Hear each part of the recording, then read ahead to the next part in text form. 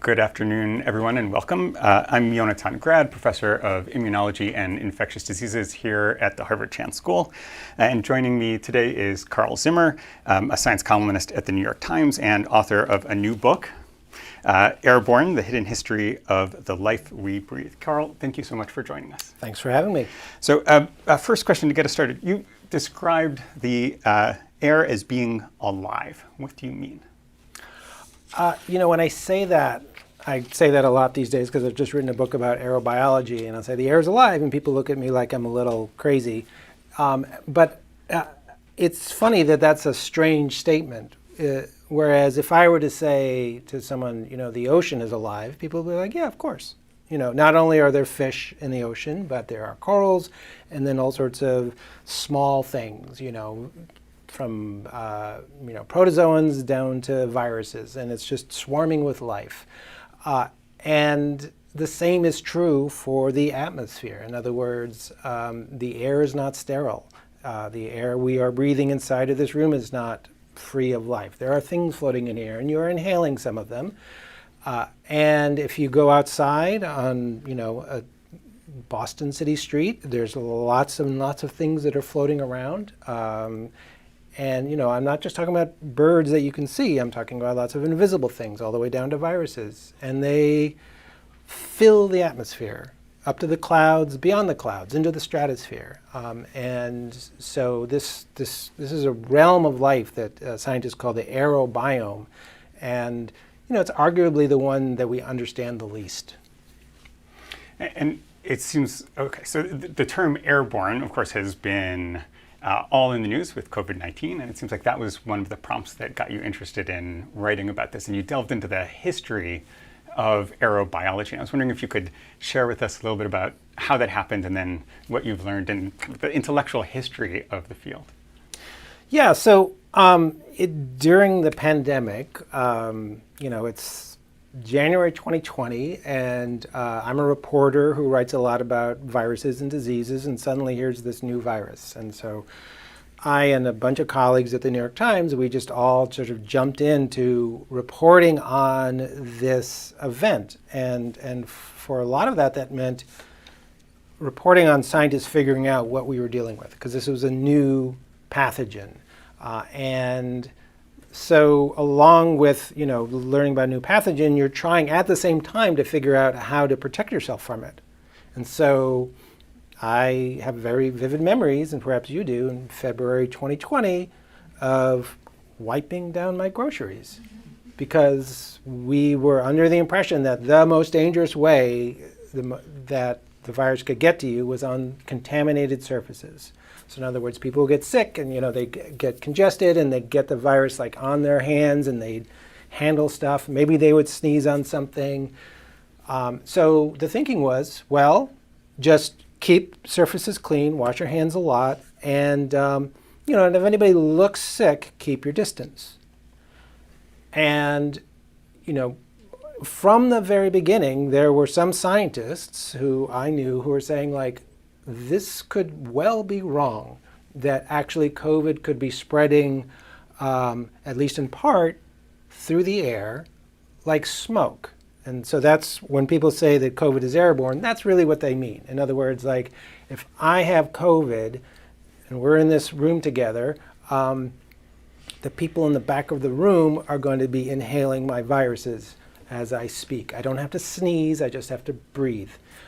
And so there was an incredible battle that played out between a relatively small group of scientists who were not themselves, in many cases, really in the public health world, with public health organizations who said, no, COVID is not airborne. I mean, the World Health Organization just said that explicitly on Twitter.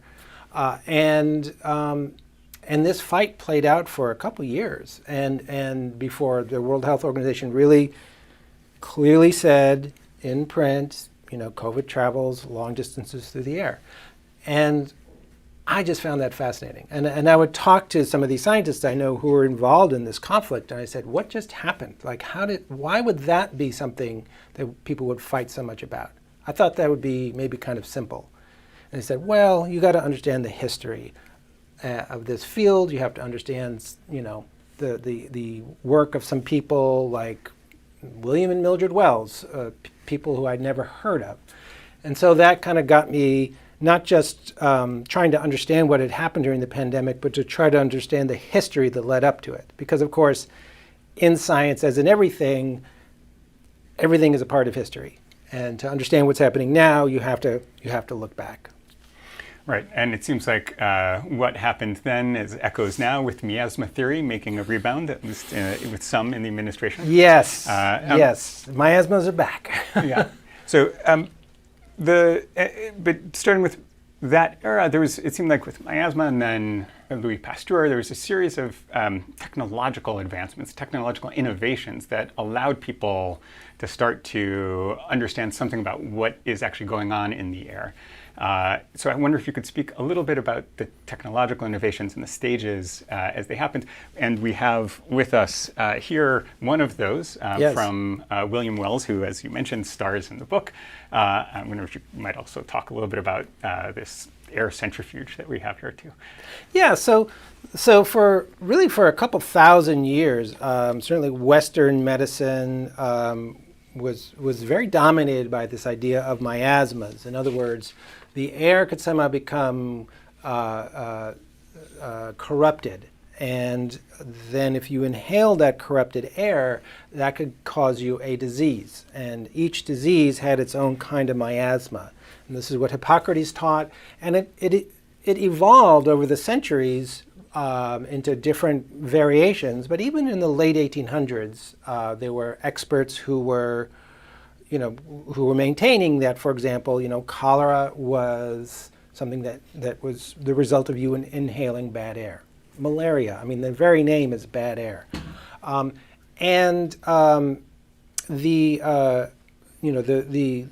pioneers of the germ theory of disease, they were saying, we think that diseases are caused by these microorganisms. What we look at now is bacteria, viruses, fungi, and so on. And they were actually able in the late 1800s to start to pin individual diseases to particular pathogens. And so with humans, Robert Koch could say, here cholera is actually caused by a waterborne disease, bacteria. And so, don't worry about the air. It's in the water. Typhoid, in the water. Malaria, in a mosquito. So all these things that people kind of imagined were in the air were in fact in other places, and they were spread through other places. So the public health world was actually, by the early 1900s, people like here at Harvard were saying very explicitly, like, the air doesn't really matter. The air is basically harmless. What comes out of a patient's mouth, don't worry about it. Unless they sneeze right at you, you don't have to worry about it. Miasmas are a thing of the past. And yet, at the same time, there were a few pioneering scientists who were actually discovering that these microbes could actually fly. And so, Louis Pasteur would actually take these glass flasks around in the streets of Paris or up on top of a mountain, and he would hold it up, and he was able to get bacteria to go down these long glass necks and into sterile broth where they would start to multiply and turn the broth cloudy. And so this view of the air as being alive, it progressed very slowly, partly because it was very hard to sample these things. I mean, Pasteur was able to get a lot of stuff. Some people would go up in hot air balloons. Eventually, people go in planes and so on. But still, even in the 1930s, it was this idea that there was life in the air and that it could actually matter to our health. It was still a very controversial idea. Very few people would argue that an airborne disease existed at all. And I wonder if you could speak to the centrifuge. Yeah. So we have here a really important piece of medical history, and it's actually kept now here in the Cantway Library. So So I was saying before that one of the challenges of understanding this life in the air is actually being able to catch it, to be able to measure it, to be able to study it. And so in 1930, a sanitarian, an expert in hygiene named William Wells, and his wife, a doctor, Mildred Wells, they came to Harvard. And William's official job was to teach hygiene. And you look at the reports from the time, and everybody at Harvard, up to the dean, agreed he was a terrible, terrible teacher. He was awful. And part of the problem was that he was very obsessed with this idea that had come to him, which was that maybe bacteria and other pathogens could spread through the air. And he developed this idea just as a possibility, and part of the reason that he thought it might be possible, whereas other people were dismissing it, was because other people before him had tried to catch stuff and they just didn't catch much. And he said, well, the devices, the technology they were using just wasn't up to the job. Some people would have like just a vacuum tube, a sterile vacuum tube, and they would sort of uncork it, and the air would rush in, and hopefully some bacteria floating there would fall in as well, and then you'd have medium grow there where they could grow. They didn't catch much. And Wells is saying like, well, okay, I mean, but if there are things floating in the air, they could be very dilute, and they could still be dangerous because we breathe all the time. I mean, you can, if there's some contaminated water, like you can go without drinking for a while until you get some clean water. But if I tell you, like, guess what? There's anthrax in this room. What are you going to do? You're going to hold your breath for a minute, and then you're going to have to breathe. We breathe, thousands of times a day. And so we're sampling a huge volume of air. So Wells said, how can I sample a huge volume of air? And that's what he figured out. What he figured out was that he built this device called an air centrifuge. And basically he's got a fan at the top and a shaft. And the fan spins, pulls up air. As the air goes up through the center of that box, it goes through a spinning cylinder. And because this cylinder is spinning, it spins the air. And if there are bacteria or there are particles in there, they get flung to the side. And if you coat the side of that glass cylinder with medium, you can get things to grow. And so by taking this to places, he was able to demonstrate that he could catch stuff. He could actually he could sample the air and actually find an abundance of things. Some things are pathogens, some not. And it became very popular. Scientists at Columbia took the Wells centrifuge and they went on the New York City subway in the late 30s, and they found lots of stuff in the subways. Not so much in Central Park. And the idea there was like these enclosed spaces are good for building up airborne germs of various sorts. This is the only one left. It was just rediscovered in the past year, I think. And it was in a closet at the University of Leeds, and they kindly brought it back here to where it was invented and first used. Thank you. So I find it really interesting, these two examples that you've described. One, the switch from miasmas to germ theory, right? A successful transition, at least again, with caveats for the contemporary situation aside. And then William Wells, Mildred Wells, and their attempts to convince the public of airborne risk. Why did one succeed in making a grand transition and the other one not? That's a really good question, and it might be that we're still in the process of that transition. Like the transition isn't over, but certainly there was a swing of the pendulum in the early 1900s. The germ theory of disease was triumphant, and anything that sounded like miasma was just old superstition. And so when the Wells said, like, there could be things in the air that can make you sick, people may have thought to themselves, like, these crazy people are just talking about miasma. So they tried to demonstrate what they were talking about. In one demonstration I write about in the book, takes place in late 1934, William Wells comes to a class here at Harvard in a lecture hall, and there are a couple dozen people, students in the room, and he brings his centrifuge with him. He switches it on, and he takes some sneezing powder, and he puts it in the fan outlet. So the sneezing powder goes into the air. And then he goes on lecturing, and I'm sure the students didn't know what was happening because he had a hard time expressing himself. But eventually they start to sneeze. And they start to sneeze because these tiny particles are able to spread all the way across the room. They start sneezing. He starts collecting the air. And he's able to, he then takes these tubes back after he's done, using these students as guinea pigs, basically. And he and his assistant are able to grow bacteria.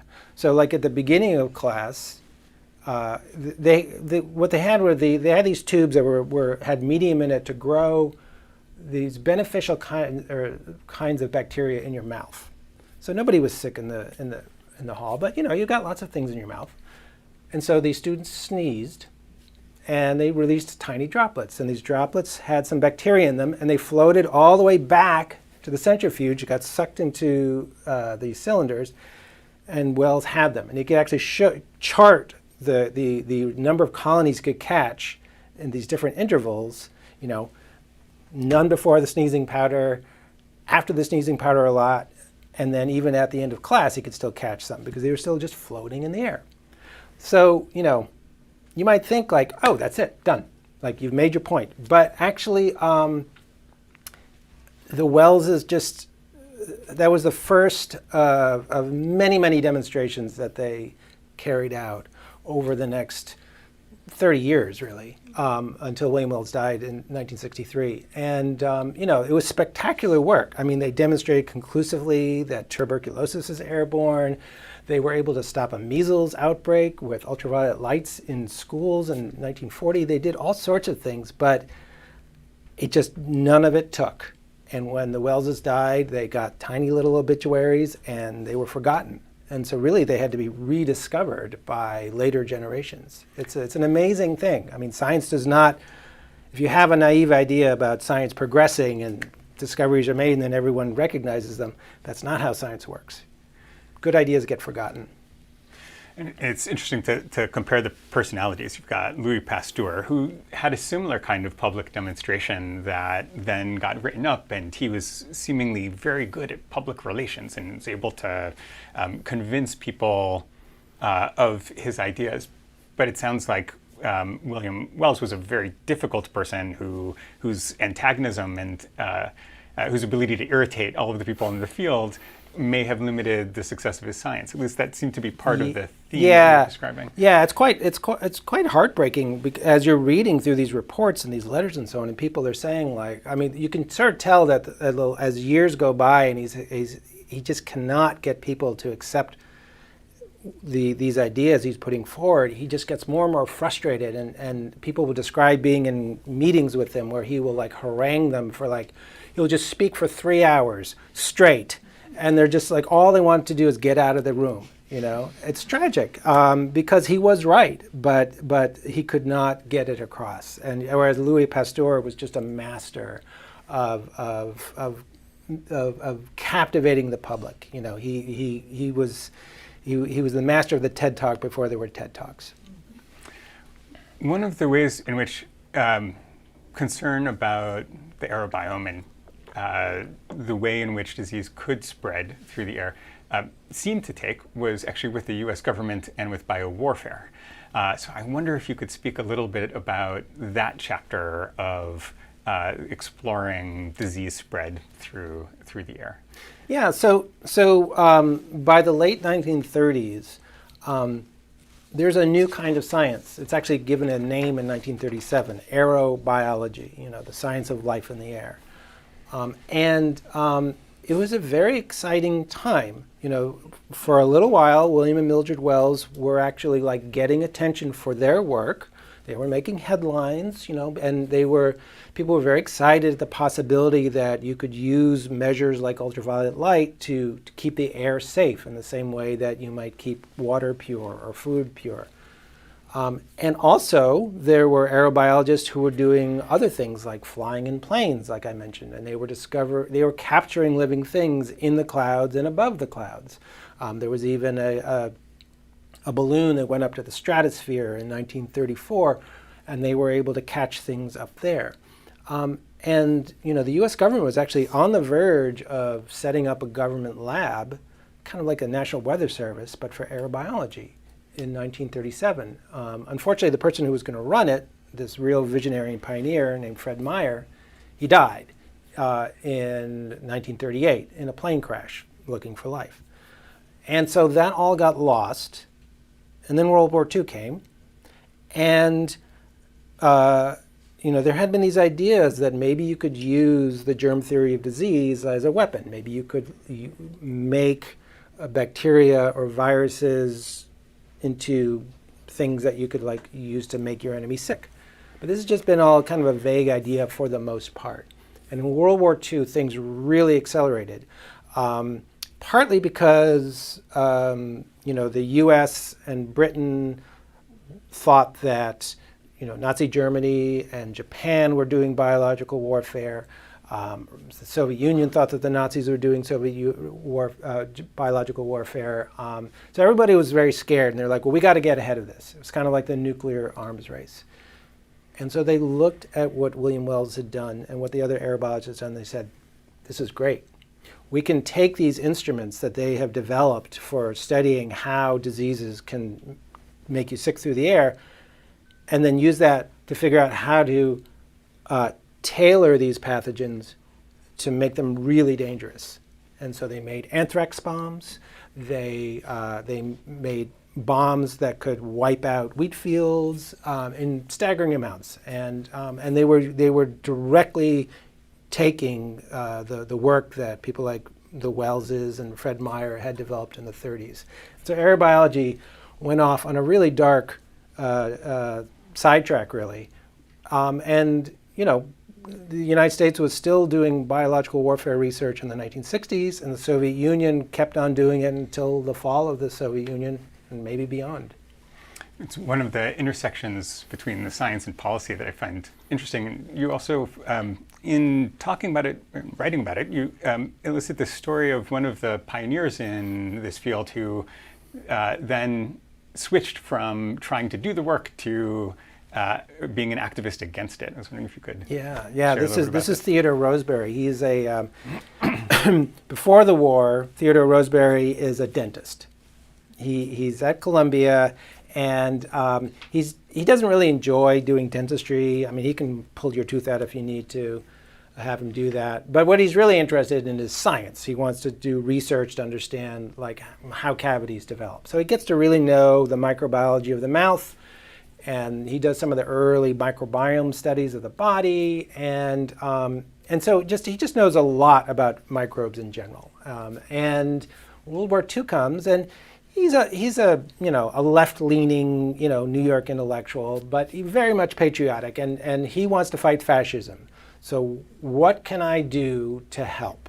And he's like, well, I've been hearing these stories and rumors about biological warfare. What would biological warfare look like? And so he goes into the library at Columbia University with a colleague, and they just take down every journal they can find with something about a pathogen in it. This is 1941. So this is when you could do that. There's too much now, but you just ask ChatGPT. Yeah, right. ChatGPT. Yeah, right. Yeah. Make me a bioweapon. No, we don't need to talk about that. But then he was just okay, anthrax. How would anthrax be as a biological weapon?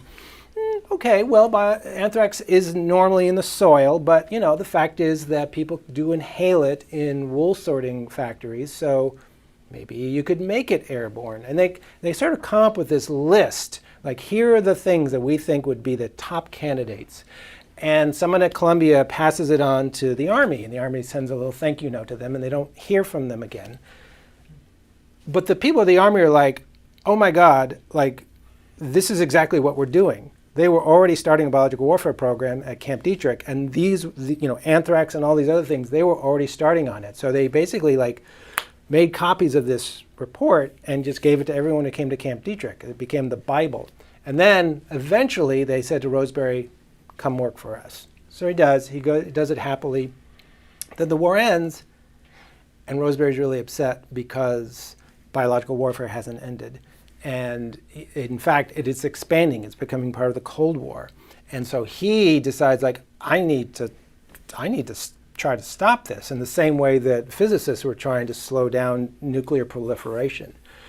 This got him into a lot of trouble. He got blacklisted. He lost a lot of his funding. He was really very much, lost his job at Columbia. Just things went very badly for him.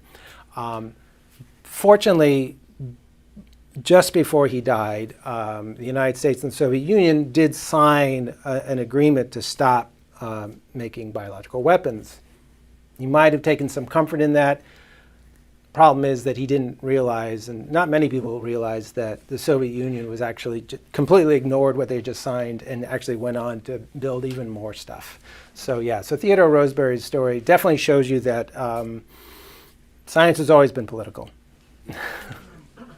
Thank you. So I'm curious, in the last few minutes that we have, you work on the frontiers of science, you explore everything that's going on now, and I'm curious, what are you excited about, and what are you working on these days? Well, it is still, at the New York Times, it's still exciting to be able to write about, all the newest research that's happening in different branches of science. I mean, I think the dominating thing for me is still, it has been sort of the revolutions in sequencing DNA and observing cells at the molecular level, things that just, when I started as a science writer, scientists would sort of talk about these things as just dreams. And now they're doing it. They're pulling, DNA out of 100,000-year-old fossils and finding new kinds of humans, and all of that's quite wonderful. I'm also trying to sort of follow this work that I write about in Air-Borne till now, because we've been through the COVID pandemic. The COVID pandemic really drove home the fact that we are surrounded with life in the air, but it's still very elusive. It's actually very hard to even figure out what's there. And there are researchers who are actually trying to develop devices that would be kind of like a carbon monoxide detector, but for a pathogen. So imagine next to your carbon monoxide detector, you'd have something else on the wall, and it might say there's H5N1 in the air, or there's COVID, or there's something I haven't seen before. This is possible, but it's going to take support. And right now, that research, as with so much research right now, is in a holding pattern. And I don't know if we're going to be able to really follow through on the lessons that we learned and should have learned during the COVID pandemic. Right, so this gets to that intersection of politics and science, where the current politics are slowing or even halting the advance of that frontier that you report on so well. And the New York Times has done such a great job of now bringing these stories to light of areas of work that have been halted or stymied because of the reduction in funding. So thank you for all of that work too. Okay, I think, thank you all so much for being here. If you missed any part of the discussion or want to rewatch it, recording will be posted on the Harvard Chan YouTube channel. So thank you all very much, and have a wonderful afternoon.